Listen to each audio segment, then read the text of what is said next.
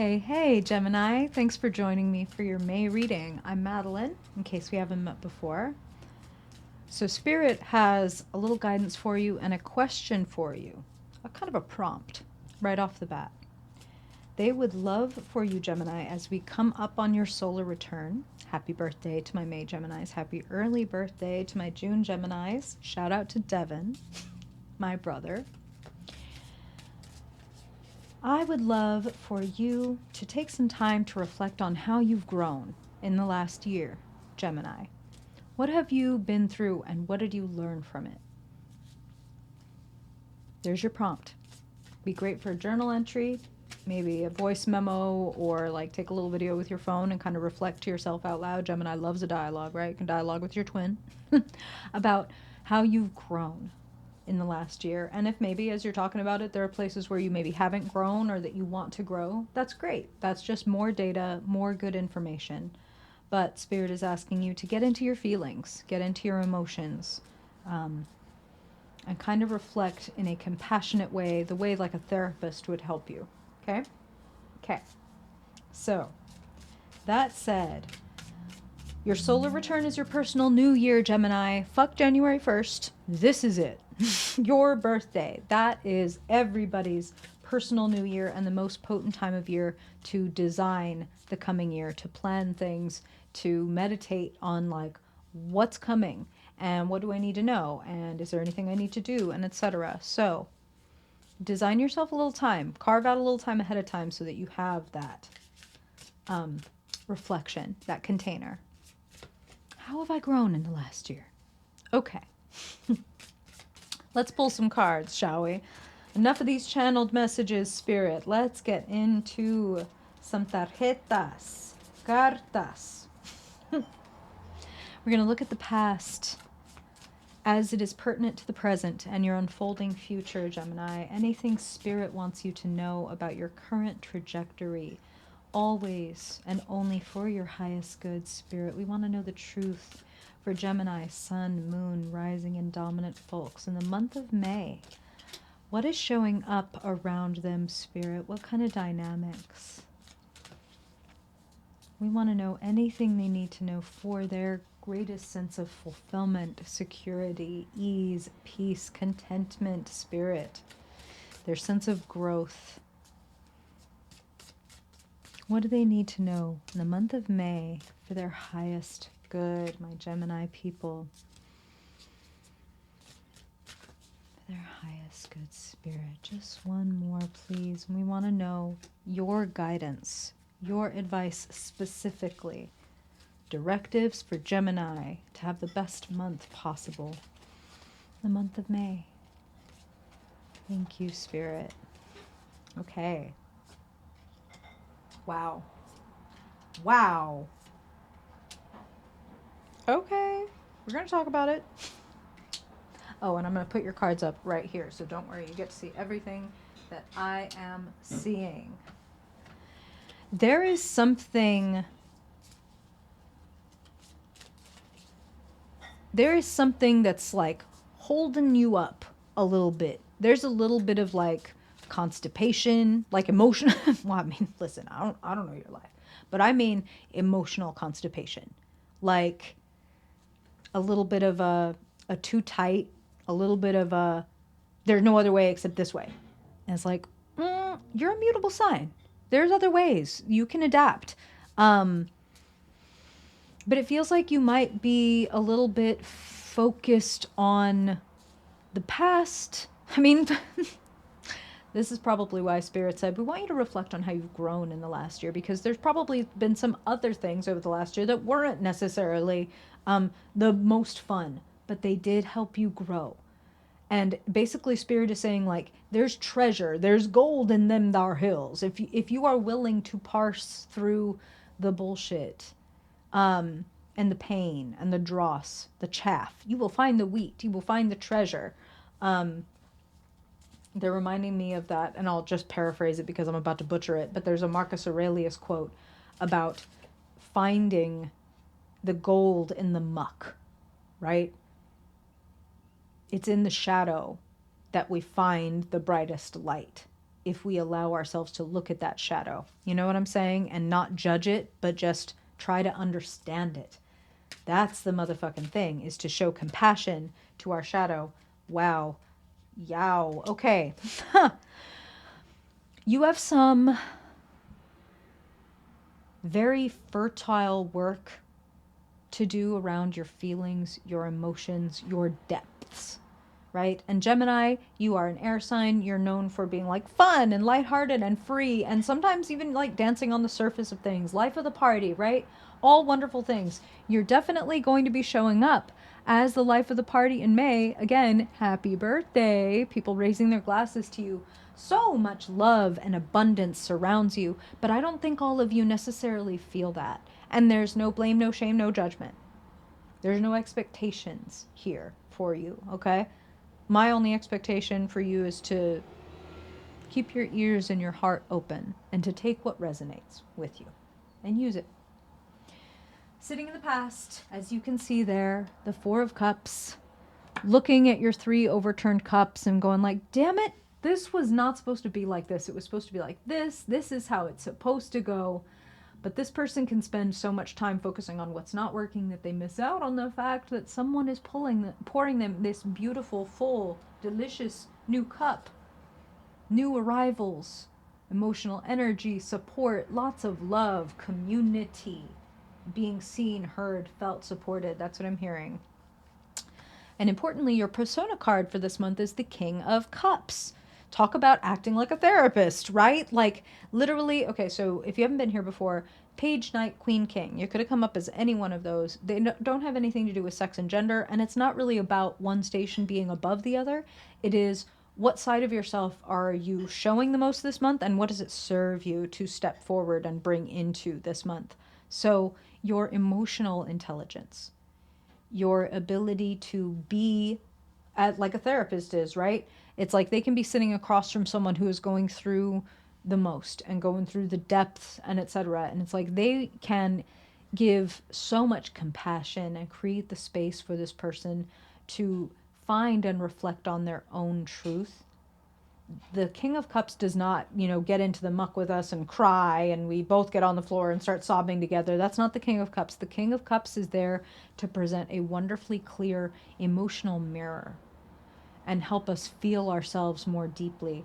So the King of Cups is also someone who, no matter what the emotional waters are doing, they are able to navigate them. They are able to like surf or sail those waves. They don't take them personally. That's something that Spirit is saying, is the King of Cups doesn't take their emotional wave personally. It's like, oh yeah, I'm in a cruddy mood. And they don't take that to mean like everything sucks. They take that and they're like, okay, well, have I drunk enough water today? Have I had a snack? I did have that fight with my significant other earlier or whatever, and that put me in kind of a cruddy mood. I think I need to take a walk and grab some water, and I'm going to come back and journal for a minute and see how I feel. They're all about equanimity. They're all about bringing themselves back to equilibrium, back to peace, and then Spirit draws my eyes right to your guidance card, which is justice. Make your decision with a level head and an open heart. That's what Spirit is saying. And that again is very much King of Cups energy. Level head, open heart. You can see in the area, the kind of the climate around and available to you is the moon. Your unconscious. Your unconscious might be speaking kind of loud this month and might be surprisingly visible as opposed to what it normally is. The moon is what is hidden, right? It's our unconscious, and what the phrase that Spirit is using right now is like unconscious programming, habitual states, like habitual emotional and energetic states. When I talk about improving your life, a metaphor that I'll use a lot is like your thermostat. You want to change your thermostat. Maybe your internal thermostat is set at like 30 degrees Fahrenheit. So it's like, oh man, I'm deeply uncomfortable all the time. And so I put on all these layers, all these coats, all these layers of protection. And then I maybe don't feel how 30 degrees it is in here, right? But then when life starts to get better, when, the heat goes up and it's like, ooh, wow, what? It's like 60 degrees in here. We will either consciously start removing protections because it's like, oh, okay, you know what? I don't need to shit talk myself anymore, or I don't need to downplay my needs anymore. We can do that and let go of some of our protections, or we flee the room and we run looking for the nearest 30 degrees Fahrenheit situation that we can get to because, like, okay, back to our regularly scheduled programming of me getting taken for granted by the people around me or whatever. Do you know what I'm talking about? It's like, that person was a little too nice. And we gravitate away from the person who's too nice because we expect to be ignored or abused or whatever. Do you know what I'm talking about? Check your thermostat. Where's it at? Are you comfortable? Are you uncomfortable but in a productive way? Or are you uncomfortable in an unproductive way and you're like, I'm ready to change something because I don't like this? Sitting in the future, the devil. Old habits, toxic relationships, dead-end jobs, things that make you feel low for 800, Alex. You know what I'm talking about? What might you find yourself habitually indulging in that drags you down? Of course, this could be a substance. Some of us are addicted to certain substances and things that keep us rooted where we are when really we want to expand. And that's what I'm seeing here is like, you want to expand, you want to grow. And it's available. 10 of Cups, one of the cards everybody wants. 10 of Cups is available to you when you make sound decisions with a level head and an open heart. The devil usually has us making closed-hearted decisions because the devil makes us operate in fear. You want to operate with love. If you feel like doing a Google, if you were ever to take a look at the Rider-Waite, the classical versions of the tarot cards, and you were to compare the devil card and put it side by side with the lover's card, there's very similar energy, very similar imagery, but reversed. And if you take a look at the figures, there's two figures, at the feet of the devil and at the feet of the angel. The two figures at the feet of the angel are taller, larger than the figures at the foot of the devil. The devil makes us want to be small. The angel, our higher self, makes us want to grow into everything that we are. So don't be fooled into holding back, into not stepping out into what is available to you. There's a huge degree of healing available this month. Your clarifier for the devil, 4 of Swords. I mean, Spirit just never truly never ceases to amaze me because they were talking about therapy and reflect on your year and how you've grown. Number 4 of Swords is literally reflect. Again, if you were to look at the Rider-Waite version of the card, you would see a tomb, a golden tomb that is made in the image of a knight, and it is laying there quietly inside of the church or temple.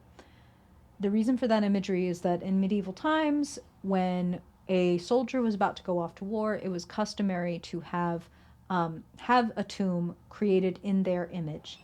And if they were both lucky and skilled enough to be able to return from the war, it was customary for them to spend time laying, meditating, reflecting, praying inside of that tomb. Will I go back to battle again? Did I behave honorably? What have I learned? Etc. So from the battle that you've been through, from the shadows of yourself and the unconscious programming that you are dredging up and looking at in the face, can you offer them patience? Can you offer them compassion? Can you offer them just literally the space to exist? Because if you offer them the space to exist without judgment, they will eventually transform.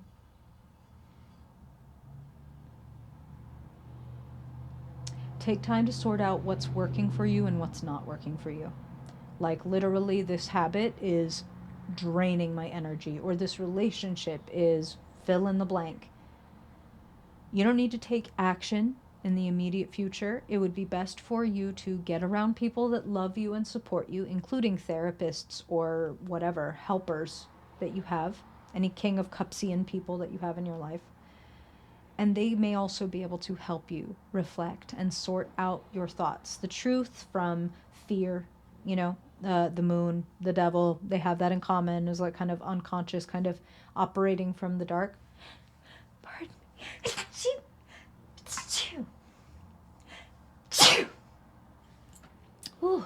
Thank you, Gemini. For those of you that did the bless you. Okay. So, sitting in the position representing your hopes and fears, the Four of Pentacles. The fear is that you stay stuck, right? The hope is to realize that you have more than enough. This person is wearing a crown and furs, and they have access to all of this beautiful verdant land, but they've decided to build this little fucking sandbox-sized fortress because, like, mine. You know, Spirit, for those of you, my fellow geriatric millennials, my Gen Xers, any of y'all remember Looney Tunes and Daffy Duck in this cave getting treasure? No, no, no, mine, mine, mine. That's what Spirit is showing me right now. So anything that you're trying to hold on to with an iron grip, take note. That's something to reflect on in that Four of Swords, okay? I'm not saying get rid of it. I'm not saying even change the behavior. I'm saying sit with it. Let it be in the room with compassion and notice, like, oh, I am holding on to, like, my money with a really iron grip. Or I am holding on, like, to my skills with a really iron grip. Like, I'm insecure. I'm insecure is the foundation of the Four of Pentacles, right? So it's like, I'm afraid I don't have the energy. I'm afraid I won't have the money. I'm afraid I don't have the talent. I'm afraid I don't have the courage. Fear-based. The devil, the moon, acting through fear, closing ourselves in. Everything in your reading says open up. King of Cups, Ten of Cups, Justice, Four of Swords. Reflect, clarify.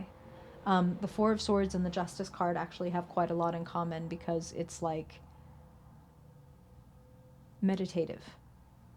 It is looking at things with like a clear, unbiased eye. And then being able to tell what's working, what's not working from that place. And in the key position, the Five of Cups. So the key is look at any places where you might be spending too much time staring at what's not working or what has already passed, right? These cups are overturned and this person is focused completely on that, to the detriment of noticing that there are two full cups standing upright behind them, as well as all these beautiful juicy grapes, all the juice they could possibly want to fill those cups more. They could take these, flip them right side up and fill them too, if they would take the time to notice. So, Gemini, take the time to notice. There is so much goodness, juiciness, so much love in your life. Embrace it. I'm giving you some too. Love. For real. For real. Fucking fairy dust, fairy dust, fairy dust. May you feel good about yourself. May you realize how much power you have. I ain't kidding. Okay. How do you feel, Gemini? What's that bringing up for you? Does it bring up questions or reflections, or is any of this already showing up for you and you want to vent or talk or etc.?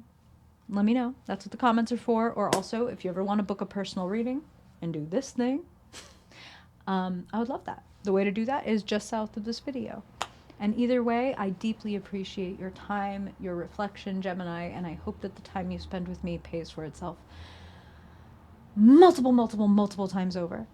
You deserve much love, many blessings to you, Gemini. And if I don't see you before then I hope I will see you in your mid-month read.